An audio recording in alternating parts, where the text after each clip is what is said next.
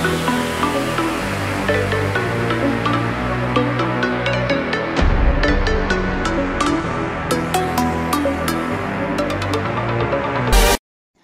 Everyone, I am Monika Akade. Welcome to my YouTube channel गणिताची पाठशाला।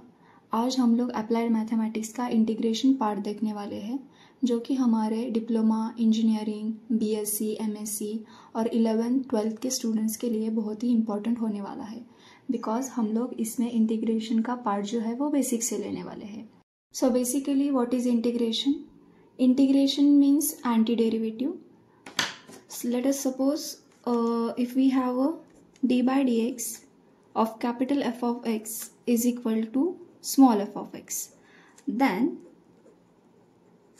the integration f of x is equal to capital F of x। इसका मतलब क्या होता है? सपोज हमारे पास एक फंक्शन है कैपिटल f of x, अगर हम लोग ने उसका डेरिवेटिव लिया एंड वो f of x आया small f of x, then अगर हम लोग ने इसका इंटीग्रेशन ले लिया तो हमें प्रीवियस फंक्शन मिलेगा जो कि होगा capital F of x. Simple way में हमें अगर इंटीग्रेशन एंड डेरिवेटिव को जो समझना होगा तो लेट अस सपोज हमारे पास एक इक्वेशन है 4x और एक टर्म है 4x। अगर इसका डेरिवेटिव लेना है तो हम लोग इसको छोटे छोटे पार्ट्स में जो है डिवाइड कर सकते हैं। सो लेट अस सपोज मैंने इसको x एंड 4 टाइम्स x में डिवाइड कर दिया। अगर मैंने इसकी एडिशन की तो मुझे क्या मिलता है? 4x ही मिलता है। सो इसके लिए अगर हम लोग ने इसको 4 पार्ट्स में डिवाइड किया तो इसका हमें डेरिवेटिव मिलेगा। सो यहाँ से हम लोग को पता चलता है कि डेरिवेटिव मीन्स जस्ट हमें पार्टीशन करना होता है छोटे छोटे हिस्सों में। अगर हम लोग ने इस छोटे छोटे पार्ट्स को कलेक्ट किया एंड एक होल नंबर क्रिएट किया, अभी इसका होल नंबर क्या क्रिएट होगा? 4x होगा। एंड इसी 4x को हम लोग इंटीग्रेशन कंसिडर कर सकते हैं। सो इंटीग्रेशन का मीनिंग क्या हुआ? हमें जो भी टर्म्स होते हैं छोटे छोटे उसको कलेक्ट करके एक होल नंबर क्रिएट करना है एंड उसको हम लोग क्या बोलते हैं? इंटीग्रेशन ऐसे बोलते हैं। नाउ इंटीग्रेशन राइट करने का भी एक तरीका होता है। सपोज आप लोग इंटीग्रेशन कौन सा भी ले रहे हैं तो जो फंक्शन होगा, suppose y is the function, so integration y आप ऐसे राइट नहीं कर सकते। इसको हम लोग को क्या मल्टीप्लाई करना होगा? dx मल्टीप्लाई करना होगा जो कि डेरिवेटिव होगा। ठीक है। सो ये रही बेसिक चीज़ें। अभी इंटीग्रेशन के 2 पार्ट्स पढ़ते हैं। So integration is divided into 2 parts which is indefinite integral and next one is the definite integral। so actually indefinite integral होता क्या है? indefinite integral में हमें कौन सा भी लिमिट गिवन नहीं होता एंड अगर indefinite integral हमें सॉल्व करना है तो जस्ट हमें यहाँ पे क्या करना होता है? एक कांस्टेंट ऐड करना पड़ता है। सो indefinite के लिए हम लोग क्या राइट कर सकते हैं कि हियर हमें कोई भी लिमिट जो है, नो लिमिट इज गिवन। सो हम लोग इसको ऐसे राइट कर सकते हैं एंड इसके उल्टा क्या होगा? डेफिनाइट होगा कि यहाँ पर क्या होगा? लिमिट जो है वो गिवन होगा। क्लियर है? सो नेक्स्ट वन, अभी इनडेफिनाइट इंटीग्रल सॉल्व करने के लिए हमें दोनों भी सॉल्व करने के लिए हमें रूल्स तो लगेंगे ही, बट अगर हमें इनडेफिनाइट इंटीग्रल सॉल्व करना है तो रूल अप्लाई करने के बाद हमें उसमें एक कांस्टेंट ऐड करना पड़ेगा। सो लेट्स सपोज हम लोग एक कांस्टेंट ऐड करते हैं। इन जनरल हम लोग कौन सा भी कांस्टेंट जो है वो ले सकते हैं। लेट अस सपोज हम लोग उन्हें कांस्टेंट कैपिटल C कंसिडर कर दिया तो हमें जस्ट इनडेफिनाइट सॉल्व करने के लिए रूल्स जो है वो अप्लाई करने हैं एंड रूल्स अप्लाई करने के बाद जस्ट उसमें एक कांस्टेंट ऐड करना है। देन डेफिनाइट इंटीग्रल सॉल्व करने के लिए हमें एक इंटीग्रेशन के लिमिट्स दिए होंगे, 0 to 1 सपोज लिमिट दिए हैं, तो हमें बाद में आफ्टर अप्लाइंग दैट रूल हमें वो लिमिट जो है वो पुटअप करने हैं। बस इतना ही कंसेप्ट है। सो अभी हम लोग बेसिक जो फॉर्मूले हमें लगते हैं वो देखने वाले हैं। सो फर्स्ट फॉर्मूला है integration of x raised to n into dx। This is the first formula. So इसका जो इंटीग्रेशन होता है वो आता है x raised to n+1 upon n+1 plus constant c। अभी हम लोग इसका एक एग्जाम्पल लेते हैं let suppose x raise to integration x raise to 15। अभी हम लोग इसका एक एग्जाम्पल लेते हैं। Suppose we have to find the integration of x raise to 15। यहाँ पे dx होगा। सो अगर हम लोग यहाँ पे कंपेयर करेंगे तो x रेज टू n है, सो n की वैल्यू क्या है 15। Just apply this formula, then we get x raise to 15 plus 1 upon 15 plus 1 plus constant c। So after adding that two numbers, x raise to 15 plus 1 क्या होगा, x raise to 16 होगा, upon 15 plus 1 is 16 plus constant c is our answer. So next formula number second, integration of any constant a into dx is equal to, this integration is always ax plus constant c.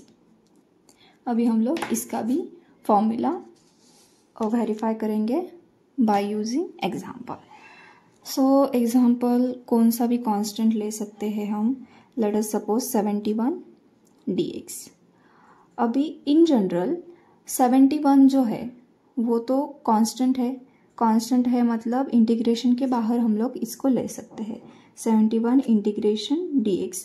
अभी यहाँ पर कुछ नहीं रहा, इसका मतलब क्या है, यहाँ पे 1 है। अभी हमें एक मेथड पता है कि x raise to 0 is equal to 1, so we can take here x raise to 0, so which implies 71 integration x raise to 0 into d x. अभी x की पावर जो है वो 0 है, मतलब n की वैल्यू क्या हुई, 0 हुई। सो इसके लिए हम लोग ये वाला फॉर्मूला है जो यूज़ कर सकते हैं। सो 71 जो है वो बाहर रह जाएगा, ठीक है, into x raise to 0 plus 1 is x raise to 1 upon 0 plus 1 is 1 and plus constant c। So finally हमें आंसर क्या मिलेगा, 71x plus constant c। And यहाँ पे हम लोग ने फॉर्मूला जो है वो वेरीफाई कर लिया। सो जब भी आपको कौन सा भी एक कांस्टेंट आएगा और उसका इंटीग्रेशन लेना पड़ेगा तो आप लोग जस्ट ये फॉर्मूला जो है वो अप्लाई कर सकते हैं। लेट अस सपोज हम लोग और एक एग्जांपल लेते हैं इसका। मेरे पास एक इंटीग्रेशन लेना है 105 into d x. So similarly यहाँ की तरह हम लोग क्या करेंगे, जो कांस्टेंट है वो बाहर निकालेंगे। 105 ये इंटीग्रेशन के बाहर आया, अंदर रहेगा integration dx।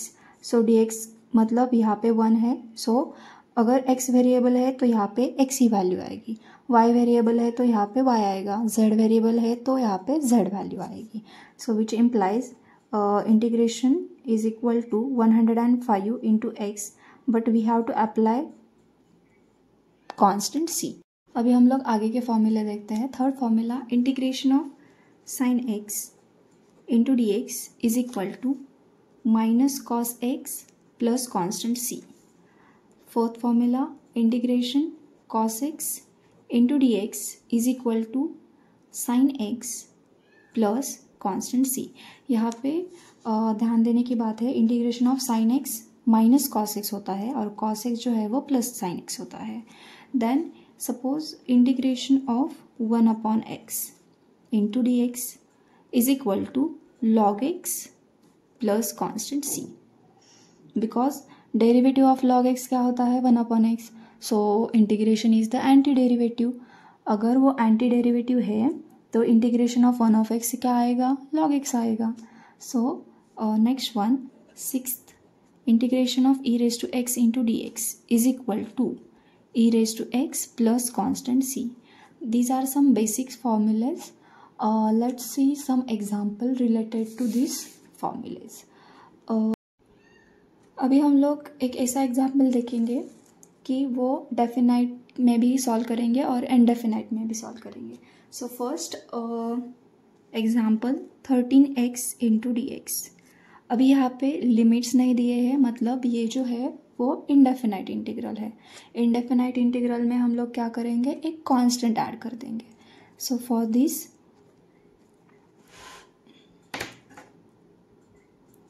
Integration 13x into d x is equal to, अभी 13 जो है वो कांस्टेंट है वो बाहर आएगा, 13 integration x into d x. Now formula कौन सा यूज़ होगा, by integration x raise to n into d x. What is formula, x raise to n plus 1 upon n plus 1 plus constant c. Just use this formula. अगर हम लोग ये formula use करते हैं तो हमें मिलेगा 13 इंटू इंटीग्रेशन तो चला जाएगा, अभी फॉर्मूला यूज़ करते हैं x रेज टू, यहाँ पे कुछ नहीं है मतलब इसका मतलब है यहाँ पे 1 है. So 1 plus 1 upon 1 plus 1 plus constant c. 13 as it is x raise to 1 plus 1 is x raise to 2. 1 plus 1 क्या है, 2 है, प्लस कॉन्स्टेंट c. अब 13 into x raise to 2 upon 2 plus constant c. This is the answer. अभी हम लोग same example को limit लेके solve करने वाले हैं. So integration 0 to 1 13x into d x, ये हमारा इक्वेशन है. सो इसका इंटीग्रेशन सॉल्व करने के लिए अभी 13 तो कांस्टेंट है, 13 बाहर आएगा. सो 13 integration x D x, integration क्या है 0 टू 1 है. ठीक है. सो इसका अभी हम लोग सेम एग्जाम्पल लेते हैं. Integration 0 to 1 13x into d x. बस मैंने इसको एक लिमिट जो है वो अप्लाई किया है. सो 13 जो है वो कांस्टेंट है, वो बाहर आएगा. 13 integration 0 to 1 x into d x. अभी हम लोग को इसका इंटीग्रेशन जो है वो कैलकुलेट करने को आता है, अभी हम लोग ने इसको सॉल्व किया है. सो 13 एज इट इज़ रहेगा. x का इंटीग्रेशन जो है वो एक्स स्क्वायर अपॉन 2 आएगा बाय यूजिंग फॉर्मूला. कौन सा फॉर्मूला यूज़ करेंगे हम लोग, integration x raise to n into d x is equal to x raise to n plus 1 upon n plus 1 plus constant c. ये हमें फॉर्मूला यूज़ किया है. अभी लिमिट अप्लाई करना बाकी है. सो 0 टू 1 लिमिट जो है वो हम एक स्क्वायर ब्रैकेट देंगे और लोअर लिमिट जो है वो लोअर जाएगा और अपर लिमिट क्या है 1, वो यहाँ पे आएगा. सो अभी इसको सॉल्व करने के तरीका है upper limit minus lower limit. मतलब हम लोग पहले x की जगह 1 पुटअप करेंगे एंड देन माइनस 0 कहाँ पे पुटअप करेंगे, x की जगह पुटअप करेंगे. मतलब 13 इंटू एक्स क्या पुटअप करना है पहले 1 स्क्वायर अपॉन 2 माइनस 13 एक्स क्या पुटअप होगा अभी 0 upon 2. Okay. So 13 as it is रहेगा. 1 का square 1 upon 2 as it is रहेगा. So into 1 upon 2 minus 0 square is 0 into 13 is 0 upon 2. अभी 13 into 1 is 13 and upon 2 as it is रहेगा. So 13 upon 2 and ये जो आएगा वो 0 आएगा. सो फाइनली हमें क्या मिलेगा आंसर, 13 अपॉन 2 आंसर मिलेगा. आई होप आपको इंटीग्रेशन पार्ट जो है बहुत अच्छे से समझ आया होगा. एंड अगर आपको मेरी ये वीडियो अच्छी लगी है तो लाइक ज़रूर करना, शेयर करना एंड सब्सक्राइब ज़रूर करना. Thank you for watching. And अगर आपको कोई डाउट है इसके रिगार्डिंग तो आप कमेंट कर सकते हैं. So thank you for watching.